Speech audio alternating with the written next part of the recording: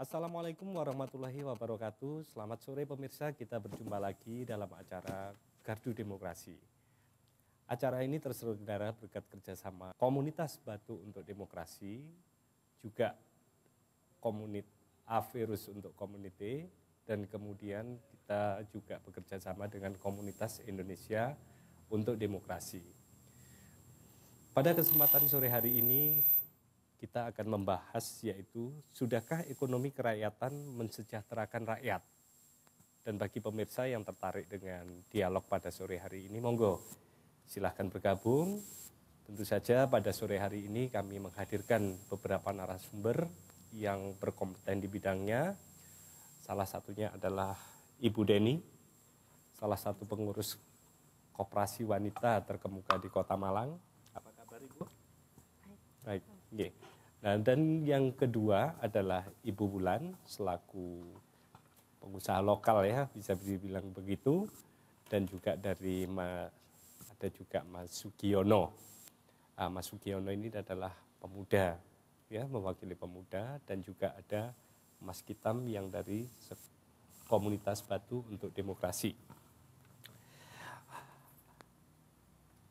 Mungkin ini pertama Bu ya, yang akan saya tanyakan kepada Ibu Deni ya, karena yang melakukan langsung terhadap ekonomi kerakyatan itu sendiri.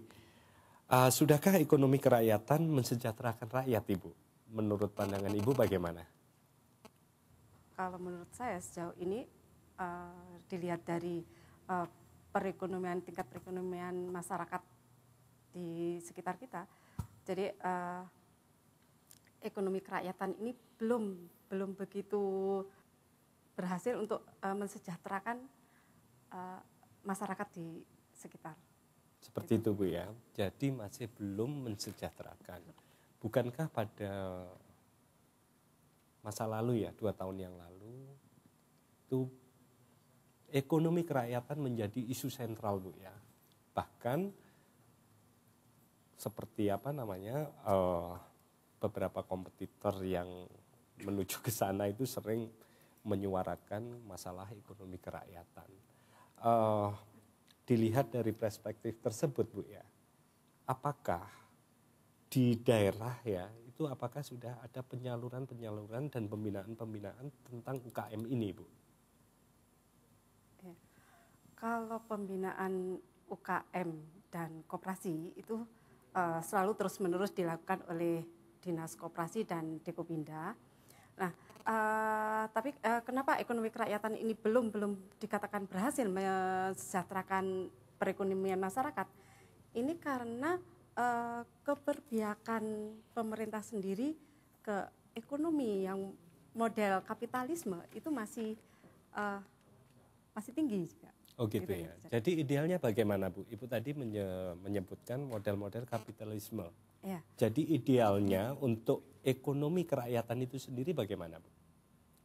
Jadi kalau ekonomi kerakyatan itu adalah di mana produksi dan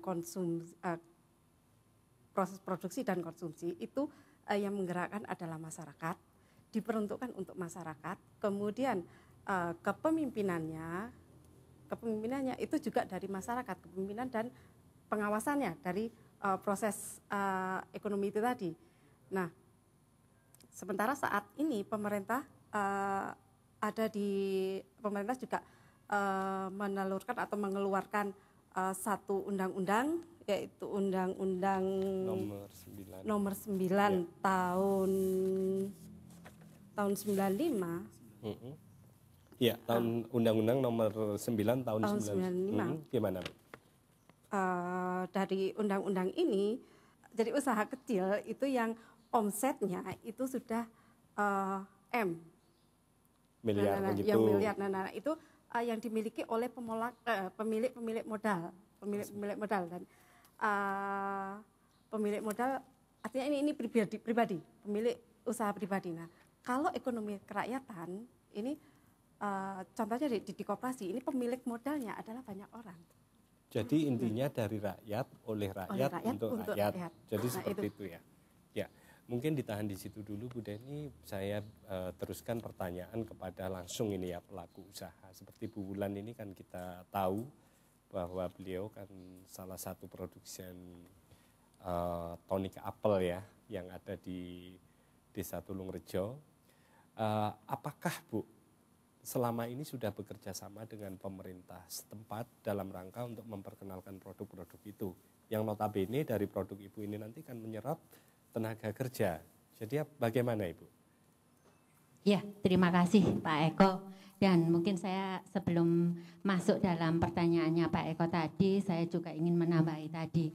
Sebetulnya ekonomi kerakyatan itu tidak aja mungkin 2 tahun terakhir ini digalakan.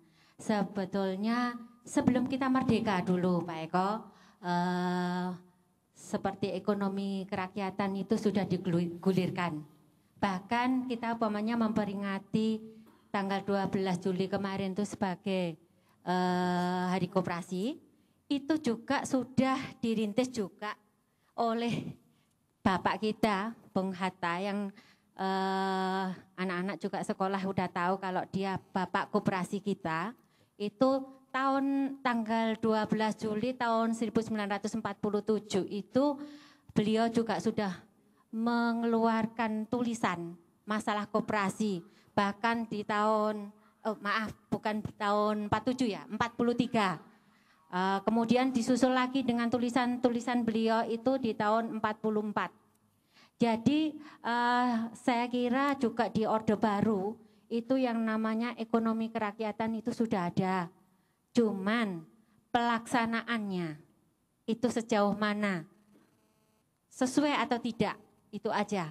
Dan memang kalau dilihat dari sejarahnya, perkembangan dan mungkin sampai saat ini ekonomi kerakyatan itu yang memang menopang dari perekonomian bangsa kita, sebetulnya begitu. Karena kita juga lihat imbas dari tahun Krismon, tahun 98, itu yang tetap bertahan dan mendukung ekonomi kita, itu juga ekonomi kecil, seperti tadi UMKM dan seperti itu. Okay.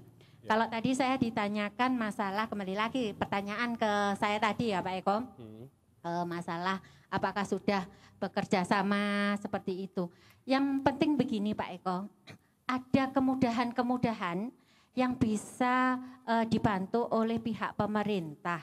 Entah itu masalah perizinan, seperti itu juga. Mungkin yang saya hadapi saat ini juga masalah perizinan.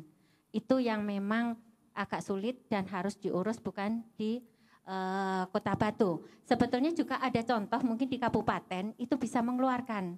Kenapa tidak pemerintah di sini juga membantu? Karena ini salah satu produk yang mungkin bisa jadi salah satu unggulan dari Kota Batu yang mungkin bisa dipromosikan di Kota Batu. Kan di sana ada alasan kenapa Bu kok nggak bisa mengeluarkan izin itu bagaimana? Memang ada beberapa kriteria bisa dikeluarkan mungkin sebagai PIRT cukup di lokal kota kabupaten, ada yang memang harus di pusat. Seperti itu Pak Eko. Jadi bermacam-macam, tetapi kita melihat dari tetangga kita, Kabupaten Malang bisa mengeluarkan. Itu yang mungkin juga bisa jadi koreksi buat pemerintah di Kota Batu. Dan yang penting mungkin untuk pertumbuhan yang memang perekonomian di ekonomi kerakyatan seperti tadi, kita lihat lokal dari Kota Batu, itu sebetulnya yang paling penting itu memang harus ada campur tangan dari pemerintah untuk menumbuh kembangkan jiwa entrepreneur dari masyarakat, itu yang paling penting dulu. Terus gimana masyarakat nantinya juga merangkul dari masyarakat kecil seperti tadi, UMKM dan lain-lain seperti itu, untuk selain menumbuhkan jiwa entrepreneur tadi, tapi juga mewadahi yang jadi kendala seperti saat ini juga banyak yang dialami oleh teman-teman seperti itu untuk pemasaran dan lain-lainnya seperti itu, Pak Eko. Jadi gitu ya. Okay. Padahal tadi sudah disebutkan ekonomi kecil ini adalah penopang ekonomi Indonesia. Walaupun diterpa badai krisis tahun 98, kenyataannya ekonomi mikro ini yang tetap bertahan. Jadi bagaimana ini dari sisi perspektifnya ya, mungkin dari teman KBD kita, Mas Kitam ya, itu bagaimana Mas? Ya, terima kasih.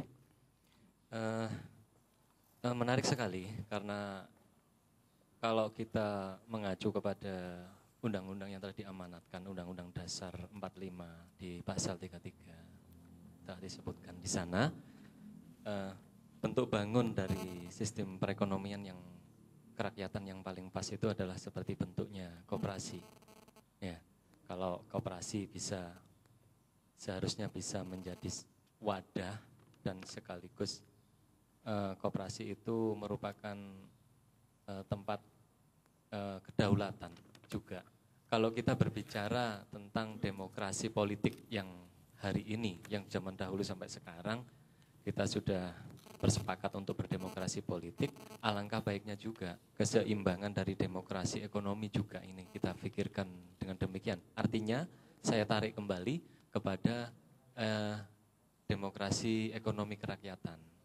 Kalau yang notabene yang ditanyakan dari hal tadi yang tersirat bagi saya adalah bahwa ekonomi kerakyatan ini memang sudah menjadi ciri khas dan sudah menjadi ciri khas dari masyarakat dan kultur kita, orang Indonesia, masyarakat kita yang memang bentukannya adalah dari negara agraris, kemudian yang mata pencahariannya juga berkisaran agraris itu, dan itu memang harus ditunjang dengan kebersamaan dalam artian kebersamaan untuk memberikan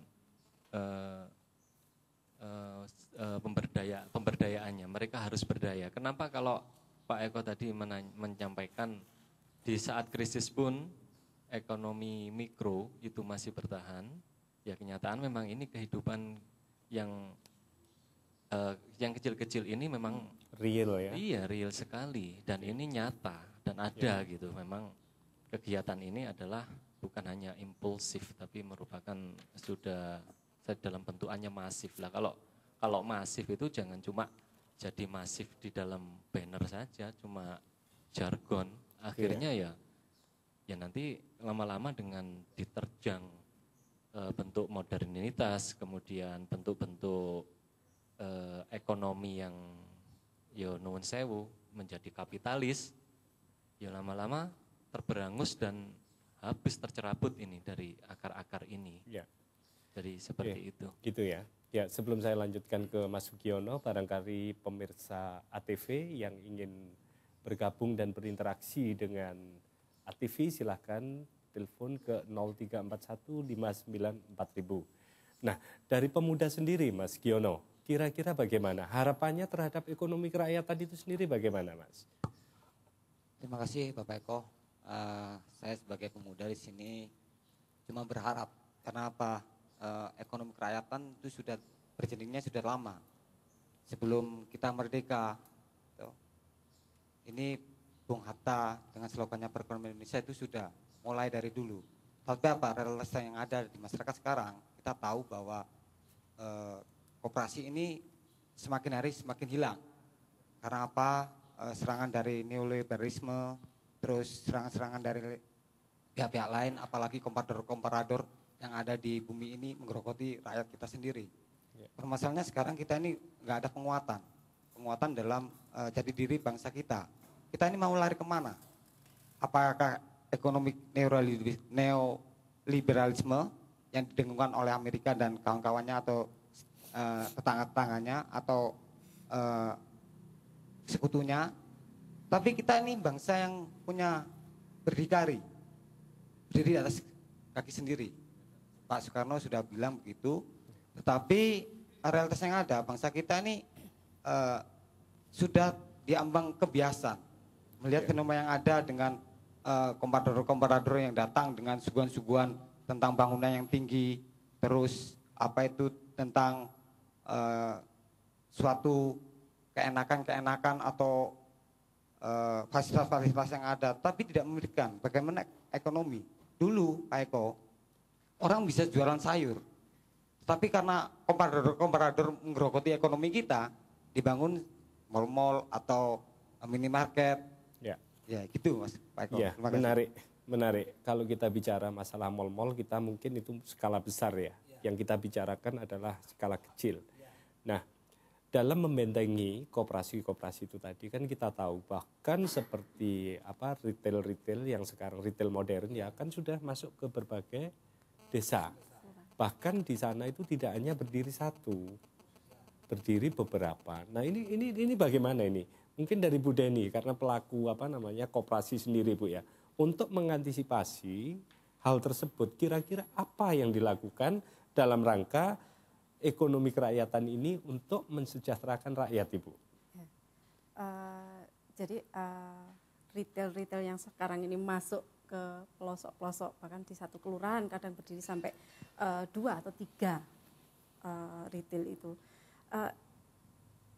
Ini siapakah yang bisa menyaingi mereka? Itu adalah koperasi-koperasi yang jadi koperasi dan UKM ini bersatu. Jika ini bersatu menjadi satu kekuatan, ini bisa menyaingi mereka. Artinya koperasi ini bisa menjadi contravailing atau sebagai untuk menyaingi ini ini adalah kebersamaan dari UKM dan koperasi-koperasi itu sendiri. Tadi disentuh oleh Bu Wulan ya masalah harusnya di tempat kita harus ada entrepreneur yang seperti itu, istilahnya yang mempunyai inovasi ya dalam rangka untuk bersaing dengan pasar-pasar modern.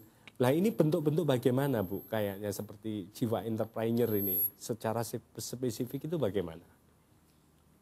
Dalam rangka menyaingi gitu Bu. Terima kasih Pak Eko. Menyambung tadi masalah ada minimarket masuk di desa-desa sebelum itu juga sebetulnya ada proses pembelajaran untuk masyarakat. Memang sebetulnya di dalam undang-undang kebijakan menteri ya, itu sebetulnya ada pembatasan, saya tapi lupa jarak sekian ratus meter,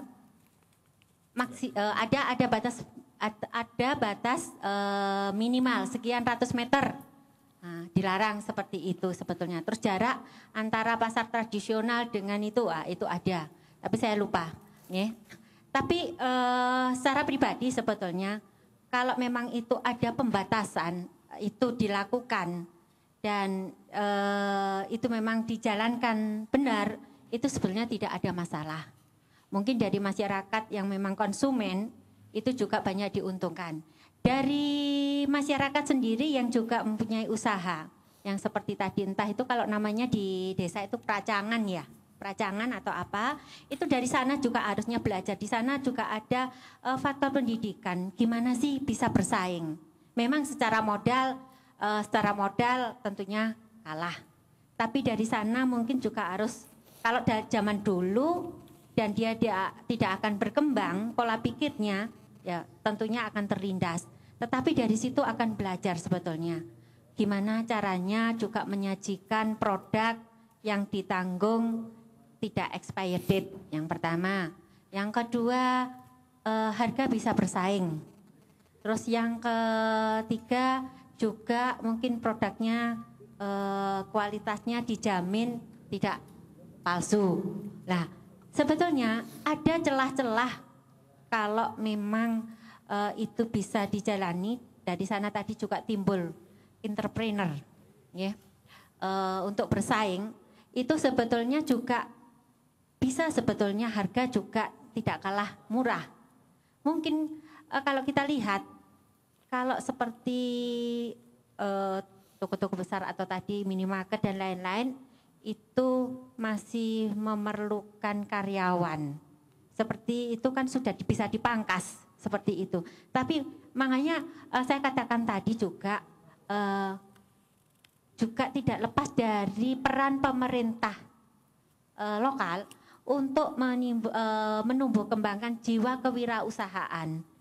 Jadi ada seminar, ada pelatihan, itu tidak aja hanya ditujukan kepada orang-orang yang sudah mempunyai usaha. Kadang itu harus juga orang-orang yang mau berusaha. Jadi meliputi semua masyarakat yang memang berminat ke arah ke sana. Nah, itu juga merupakan sebetulnya juga untuk menumbuhkan jiwa kewirausahaan. Dan seperti kita ketahui bahwa untuk ekonomi kerakyatan itu sebetulnya karena kita itu sudah otonomisasi, itu sebetulnya juga ekonomi kerakyatan itu harus disesuaikan dengan domestik kita. Nah, banyak yang mungkin bisa kita eksplor dengan kondisi kota kita. Kalau saya bilang kota, ya Kota Batu lah. Itu banyak yang bisa dieksplor karena sebagian besar masyarakat kita di bidang pertanian. Jadi usaha-usaha itu bisa jadi untuk meningkatkan nilai jual dari entah itu produk pertanian atau apa. Di situ yang harus kita eksplor. Ya. Termasuk juga mungkin produk-produk lain yang memang banyak ada di Kota Batu. Ya, menarik sekali ya apa yang disampaikan oleh Bu Wilan. Baik, pemirsa, memang sangat menarik perbincangan kita pada sore hari ini. Peran pemerintah harus mendorong dalam rangka mewujudkan ekonomi kerakyatan. Karena daerah kita sudah otonom. Nantikan kelanjutan kita dalam bincang-bincang pada sore hari ini setelah yang satu ini.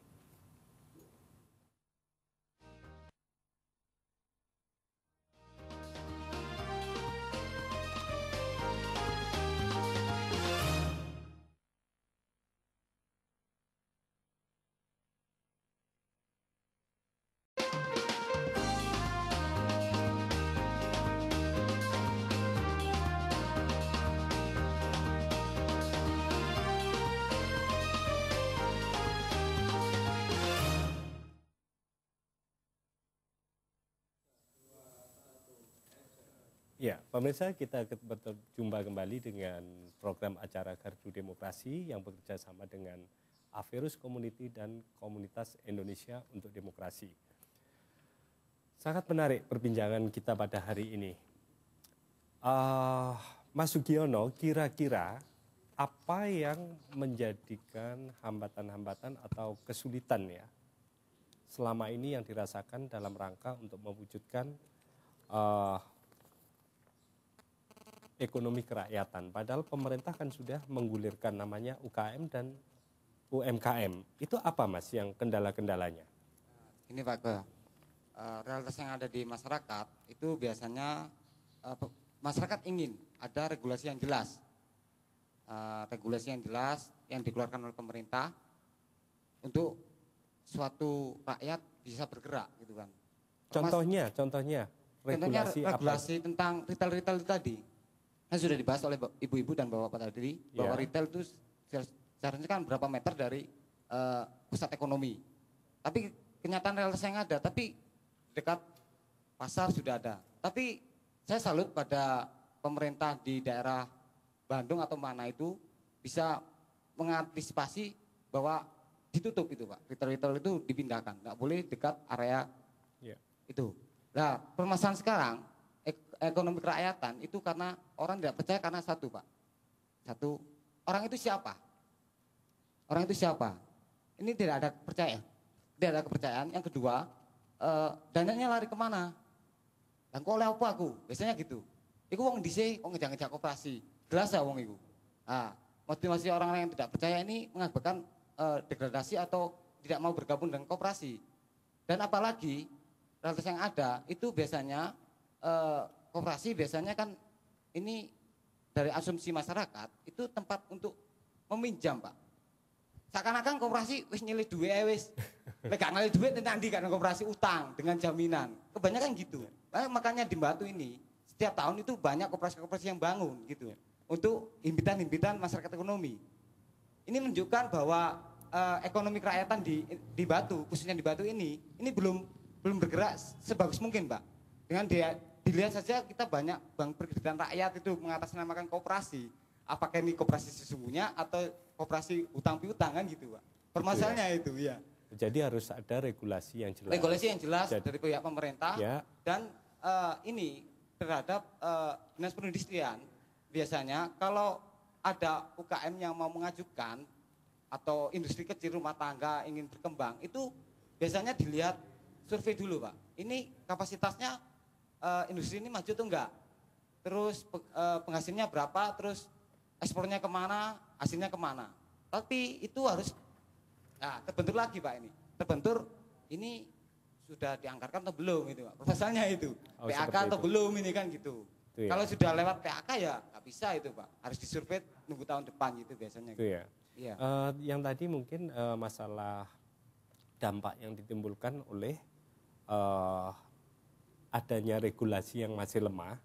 Jadi kan retail-retail yang besar yang masuk ke dalam skala desa ya, itu apa Pak yang sekarang ditimbulkan? Ya kita tahan dulu ya.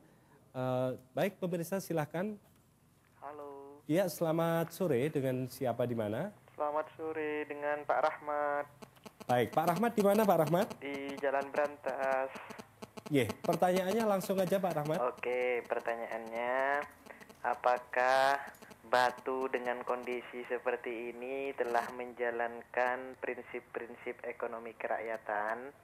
Jika tidak, di mana letaknya? Jika iya, di mana letaknya? Terus siapa yang paling bertanggung jawab ketika di Batu ini ataupun masyarakat Batu tidak menikmati manfaat dari ekonomi kerakyatan tersebut? Terima kasih. Ya. Baik, terima kasih Pak Rahmat yang ada di Batu. Mungkin ini bisa dijawab ini dari teman-teman kita yang sekarang ini, apanya yang salah? Apakah sudah apakah sudah memulai standar? Bagaimana Bu Deni? Ya.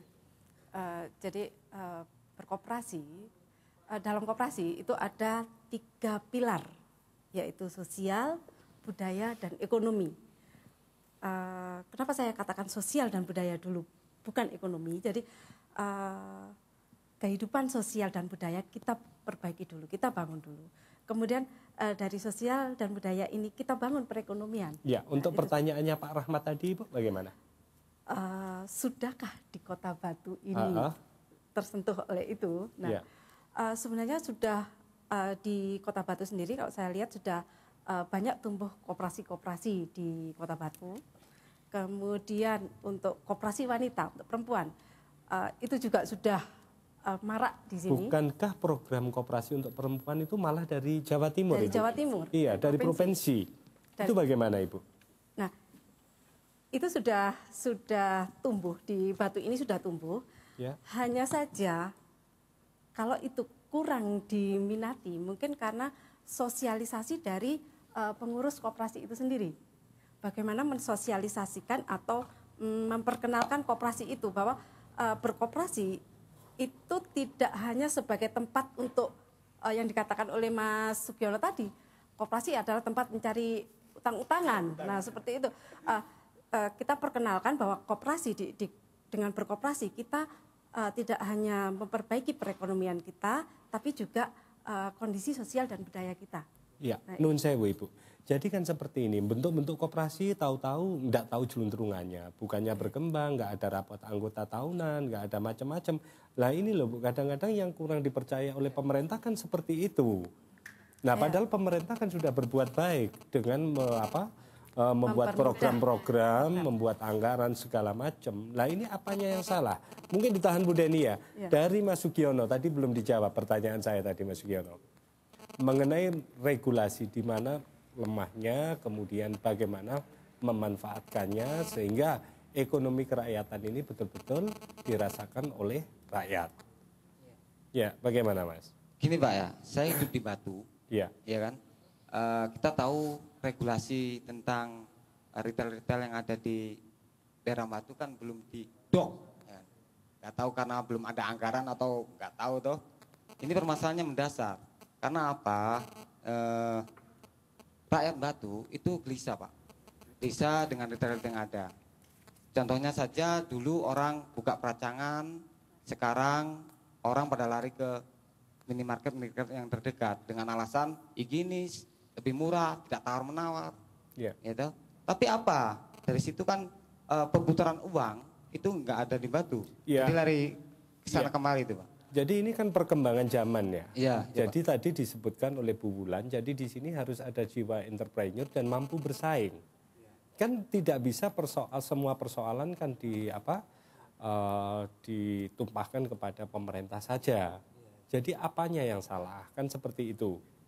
Jadi ditahan dulu. Mungkin bisa dijawab. Saya akan menanyakan kepada Mas Kitam, bagaimana sih idealnya Mas Kitam? Padahal program sudah bergulir, kemudian undang-undang dan aturan main itu kan sudah ada. Kalau ada masalah yang seperti di Mas Sugiono itu tadi, itu nanti kita tahan dulu bagaimana Mas Kitam? Mungkin nanti bisa ditambahi oleh Bu Wulan nanti. Silakan. Iya. Kalau dari pandangan saya sendiri merasa harus kalau saya melihat dari apa yang sudah ada, apalagi di perbincangan sore hari ini, saya jadi semakin ingin berkooperasi. Karena apa? Ya itu tadi. Di dalam koperasi itu ada prinsip-prinsip yang memang Membangun ekonomi kerakyatan ya. betul. Iya. Kalau saya tadi dari Mas tadi dari pertanyaan Mas itu, Rahmat tadi? iya, Ya. titik lemah. Saya kurang bisa melihat titik lemah kalau seandainya ekonomi kerakyatan ini sudah dicanangkan, kemudian dijalankan dengan baik, dan pendorong utama adalah diantaranya adalah pengambil kebijakan Ya. yang itu juga membreakdown kepada SKPD atau Dinas Koperasi dan sebagainya, Dinas Desperindak, yang dalam hal ini sudah berjalan program-program itu, tapi kembali kepada personnya. Saya sepakat dengan Bu Deni tadi mengatakan sosialisasi yang memang kurang sehingga kurang memberikan minat yang lebih hasrat bagi masyarakat untuk berkooperasi. Ya. Kalau soal urusan regulasi, saya pikir alur-alur ini bisa seharusnya memang transparansinya tinggi. Jadi, Karena apa? Itu juga menjadikan peminat bagi masyarakat untuk saya ternyata mudah membuka usaha ini dan itu misalkan, Ya. dan sebagainya. Tapi hari ini kan kita masih belum melihat itu. Ya. Jadi begini Mas, saya potong dulu. Jadi fungsi pemerintah di sini dalam rangka mengawal ekonomi kerakyatan itu tadi adalah pertama pengawasan, ya, kemudian penyaluran atas produksi dan juga pengembangan, kan seperti itu. Iya. Jadi apakah ini sudah balance menurut Mas Kitam? Menurut selama ini? saya malah belum. Belum. Iya. Ada di posisi yang terutama terkendala adalah di posisi pengembangan. Iya. Kalau secara konsepsi saya pikir memang bagus. Tapi dengan berjalannya kita bukan beralur mundur ya. Ya. Kita dengan berjalannya pembangunan yang kemudian marak pembangunan itu, baik pembangunan manusianya sendiri, pembangunan ekonomi sendiri itu bagi ekonomi kerakyatan, Ya. itu harusnya memang berprinsip bahwa yang memiliki kedaulatan itu adalah rakyat itu, dan yang menjalankan baik yang jadi produsen atau konsumennya adalah di situ. Dan pengembangannya bagaimana? Menurut saya pendidikan, pelatihan, perkoperasian yang sudah ada dalam bentuk-bentuk dan asas-asasnya sudah pas dengan nilai-nilai Pancasila, Ya di situ yang memang seharusnya kita munculkan. Oke. Di situ loh bentuknya demokrasi juga. Ya, jadi gini Mas ya, kalau saya melihatnya, pemerintah sudah berupaya dan kemudian pemerintah sudah melakukan upaya-upaya. Iya. Nah, sebelum kita mengkritisi dalam hal ini, apakah ini sudah balance? Apakah ada proaktif dari masyarakat dan juga ada keinginan niat untuk dari rakyat untuk menuju ke masalah kesejahteraan rakyat. Tadi disinggung oleh Bu Wulan bahwa ayolah kita jadi entrepreneur. Iya. Supaya kita itu proaktif, supaya kita itu bisa merasakan program-program pemerintah dengan catatan bahwa usahanya jelas, Iya. pengembangannya jelas, pemasarannya juga jelas. Jadi ini bagaimana, apa yang salah Bu Wulan? Kenapa di tempat kita itu tidak bermunculan entrepreneur-entrepreneur yang seperti dimaksudkan itu tadi dalam rangka untuk bersaing? Itu bagaimana Ibu? Ya, seperti saya sampaikan tadi Pak Eko, dan tadi mungkin ada juga pertanyaan dari Pak Rahmat ya. Apakah ada yang salah? Umpamanya gitu, saya tidak salah dan tidaknya dulu ya. Tetapi dampak langsung dengan Batu sebagai kota pariwisata dan kita tahu kalau weekend, nah, terus long weekend seperti begitu juga, Enggak usah. Batu sangat macet sekali. Jam 4, Mas. Yang biasanya kita tempuh Ya. bisa jadi 10 menit, bisa jadi 1 jam. Tetapi dampak, ini kalau dari kacamata saya sebagai tadi disebutkan jadi UMKM ya, di UKM, itu dampak langsung kepada masyarakat dengan berkembangnya Kota Batu sebagai kota wisata sampai saat ini belum berdampak. Belum berdampak, kalau saya bilang belum berdampak dengan kita bandingkan dengan macetnya jalan seperti itu Pak Eko. Kalau dibilang siapa yang salah, tentunya ini juga tidak 100% tapi mendekati. Pemerintah itu juga pegang peranan penting terhadap tumbuh kembangnya perekonomian yang ada di Kota Batu. Kalau dikaitkan tadi, apa peran pemerintah supaya perekonomian Ekonomi kerakyatan ini ya. bisa tumbuh kembang? Seperti saya sampaikan tadi, pemerintah juga harus menumbuhkan entrepreneur dari masyarakat, jiwa entrepreneur dari masyarakat. Yang mungkin selama ini banyak usaha-usaha kecil yang mungkin tidak berupa kelompok-kelompok seperti itu bisa dirangkul. Karena kalau saya lihat perkembangan selama ini yang dirangkul oleh pemerintah itu kebanyakan yang tergabung dalam kelompok-kelompok aja. Sehingga banyak kita tahu bahwa kalau ada pameran yang difasilitasi, ya itu aja. Jadi saya melihat harus berdampak untuk masyarakat secara luas. Jadi tetap seperti tadi untuk menumbuh kembangkan tidak harus orang yang sudah punya usaha, tetapi orang yang punya keinginan. Kadang kan berpikir masih ancang-ancang mau gimana, takut melangkah seperti itu. Itu yang harus juga kita fasilitasi. Dari pemerintah fasilitasi. Terus teman-teman tadi juga menyambung memang banyak kalau kita lihat dana-dana yang digulirkan ke dalam masyarakat. Yang saya tahu kebanyakan di dalam kelompok-kelompok.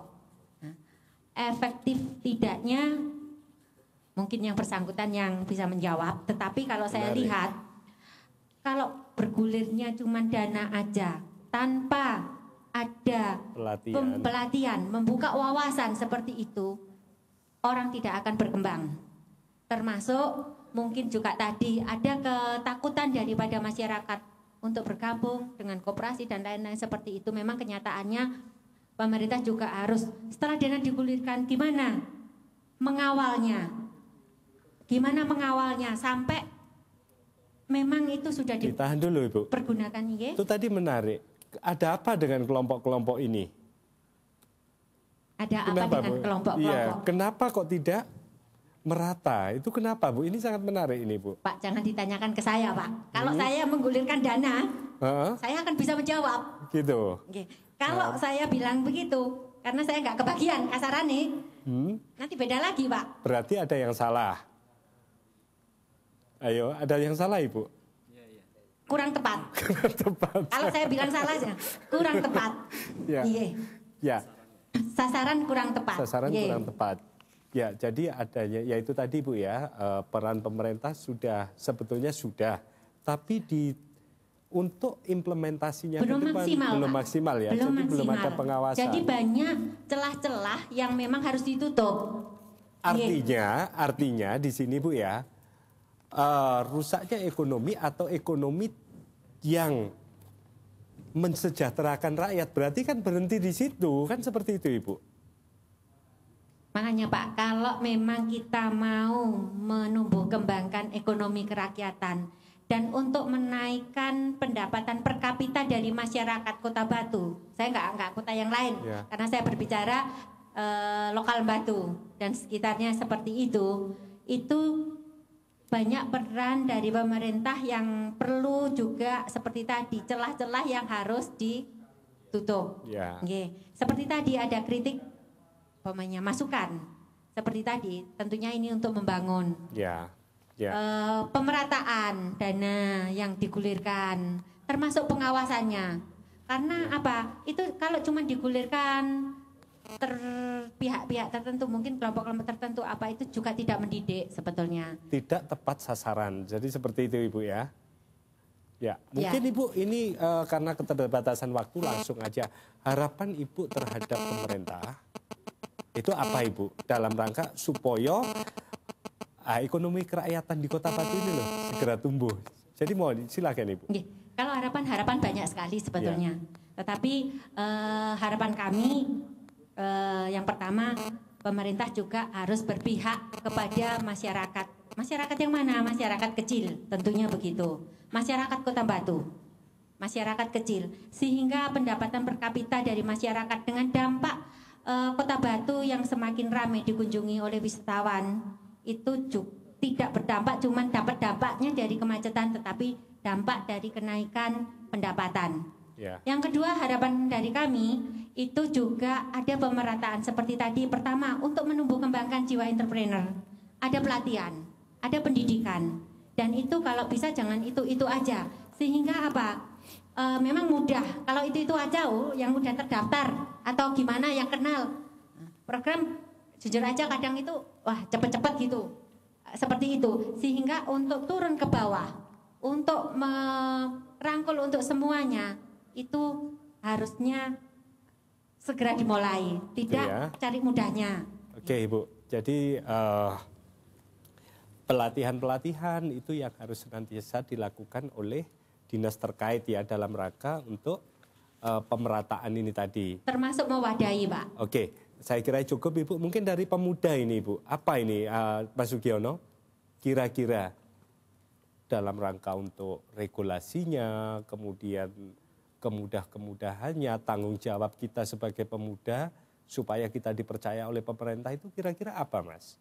Ya, kalau menurut saya sendiri sih sebagai pemuda ya berharap kita bisa berwirausaha. Gitu. Kenyataan sekarang pemuda sekarang menjadi buruh, bukan jadi entrepreneur. Ya, jadi buruh pabrik, buruh apa, tapi nggak ingin jadi entrepreneur. Karena apa? Sudah teman-teman kami biasanya enak kerja di sana, bayaran segini gitu kan. Tapi nggak ada jiwa usaha atau entrepreneur tadi. Permasalahan sekarang kita tahu pemuda sekarang diambang kejemukan. Jadi lahan pertanian sudah dibumi hanguskan dengan adanya komparator yang membeli tanah-tanah itu. Jadi teman-teman kami biasanya sebagai buruh tani, sebagai penggarap sawah, tapi sekarang memikirkan untuk kerja di tempat-tempat wisata. Ya. Gitu. Bukankah Mas Sugiono dari dampak kunjungan itu peluang yang dimiliki oleh Kota Batu itu sendiri dalam rangka menjual produk-produknya, mungkin ada dari handicraftnya dan segala macam itu sebetulnya kan peluang. Ya. Nah ini ada apa gitu loh Mas? Iya, kalau peluang itu bagus, tapi kan yang diuntungkan ini kan komparator. Jadi harus ada pembinaan itu lagi pembinaan, ya. Tetapi saya sepakat dengan bapak-bapak, ibu-ibu yang tadi sudah ngomong. Ya. yaitu ada pembinaan dan ada modal yang jelas. Gitu ya. Ya, biasanya kenyataan realitas yang ada sesudah pelatihan nggak ada flow up. Oke, berarti Biasanya artinya gitu, Pak. pembinaan Iya. ya, kemudian Pembinaan tetapi ada flow up, Pak. ada follow up. Iya. Pembinaan dan follow up ditahan Iya. dari situ. Dari Mas Kitam bagaimana Mas Kitam? Kalau saya merasa kita perlu menumbuh kembangkan dari saya kembali lagi kepada amanah dari Undang-Undang Dasar kita di pasal 33. Bentuk bangun yang paling pas itu adalah kita berkooperasi. Apa sih? Tapi hari ini kita nggak bisa ngelihat apa sih yang bisa membuat orang untuk berhasrat berkooperasi. Salah satunya juga Mas Giono tadi menyampaikan. Tapi gini Mas Kitam, koperasi di sini tuh hanya muncul untuk mendapatkan dana, kemudian nggak tahu anunya, nah kan seperti itu. Makanya itu. Makanya prinsip dasar, prinsip-prinsip asas dari berkooperasi itu memang harus benar-benar bisa Diterapkan. Ya diterapkan, kemudian juga diartikan dengan baik, diterjemahkan dengan baik oleh masyarakat. Jadi di prinsip-prinsip dan dasar dari koperasi itu bisa terpenuhi jika di sana bahwa kemanfaatan, kemudahan yang berkaitan dengan kegiatan berekonomi, aktivitas berekonomi masyarakat, insya Allah di sanalah terpenuhinya semua. Bentuk bangun dari koperasi-koperasi yang lain banyak sekali. Ya. Ada koperasi pasar, koperasi wanita, koperasi apa. Tapi kalau hari ini kita melihat ada tulisan koperasi tapi cuma kalau orientasi seseorang hanya cuma untuk pinjaman, bankable memang masyarakat kita. Gitu ya. Siapa sih yang membentuk itu? Itu memang bukan 1-2 hari dibentuk. Ya. Karakteristik seperti itu lama. Jadi karakteristik yang koperasi bahwa di sana itu dikelola bersama, kebersamaannya ada dan sangat erat sekali, itu hilang dengan sendirinya lama-lama. Memang kita kembali kepada person kita, dan peran pemerintah di sini adalah sebagai pendorong. Nah, titik tekan ini yang memang bisa kita artinya bisa kita buka, bisa kita mainkan dalam artian dimainkan dengan baik, dengan positif, tapi untuk tumbuh kembangnya koperasi yang sebenar-benarnya berasaskan koperasi. Oke. Menurut saya begitu. Saya nambahin mungkin Mas Eko. Gimana? Seperti tadi disampaikan sama Mas Anam, ada peluang. Ada peluang seperti tadi. Jenengan tadi bilang, kenapa nggak bikin handicraft dan lain-lain. Tetap saya berpikiran, yang namanya orang berusaha itu harus punya jiwa pantang menyerah. Karena apa? Dia akan menghadapi, semua orang berusaha itu tidak akan mulus-mulus. Dia akan menghadapi tantangan. Jatuh bangun ya. Jatuh bangun. Nah, itulah yang penting ditanamkan seperti itu. Jiwa mau bersaing, jiwa mau pantang menyerah seperti itu. Karena apa? Pasti kita menghadapi hal-hal yang tidak mulus di depan kita. Seperti tadi, mau melangkah aja sudah takut. Kapan melangkahnya? Termasuk kalau kita kebentur, kita harus tetap maju seperti itu. Itulah yang harus kita buka wawasannya, kita tanamkan seperti itu. Kalau ada peluang tetapi kita tidak berani melangkah, tidak akan berjalan. Iya, dari Bu Deni, karena pelaku koperasi langsung, kira-kira bagaimana Ibu? Jadi saya mungkin melengkapi dari pernyataannya Mas Kitam tadi. Jadi bagaimana koperasi itu menempatkan anggotanya itu sebagai subjek, bukan sebagai objek. Jadi kalau sebagai objek, si anggota ini hanya diberi kemanfaatan atas produk-produknya. Jadi hanya diberikan pinjaman saja. Setelah itu terserah kamu gunakan untuk apa, tanpa didampingi untuk apa pinjamannya itu. Nah, koperasi yang bisa sesuai dengan amanat Undang-Undang Dasar itu bagaimana koperasi itu menjalankan memanajemen koperasinya itu sesuai dengan jati diri koperasi dan menempatkan anggotanya sebagai subjek bukan objek. Oke. Jadi anggotanya harus betul-betul berperan Bu ya. Berpartisipasi dalam kegiatan koperasi. Ya, terima kasih kepada narasumber yang telah hadir di sini. Ya, kepada bisa saya tarik kesimpulan bahwa untuk menuju ekonomi kerakyatan memang peran pemerintah diperlukan, yaitu adalah pelatihan, kemudian pengawasan dan melakukan pendorongan terhadap usaha itu sendiri. Dan kemudian apabila berkoperasi, prinsip dasar berkoperasi adalah harus dijalankan dan tidak hanya sebagai nama koperasi. Dan anggotanya bukan sebagai subjek, tapi adalah sebagai bukan sebagai objek, tetapi sebagai subjek. Ya, dan tentu saja partisipatif dari anggota itu sendiri. Sampai di sini perjumpaan kita dalam acara Gardu Demokrasi yang bekerja sama dengan Averus Community dan Komunitas Indonesia untuk Demokrasi. Selamat sore, sampai jumpa.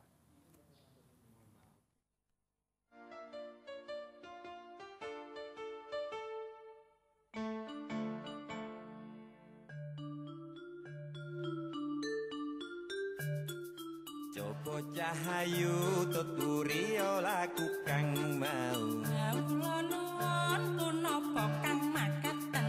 Hela lako beto. Pundi to kang pinten. Bedane suarane pungkasane kowe orang ini. Coba baleni nulat laku kang mau kae. Kawula nuwun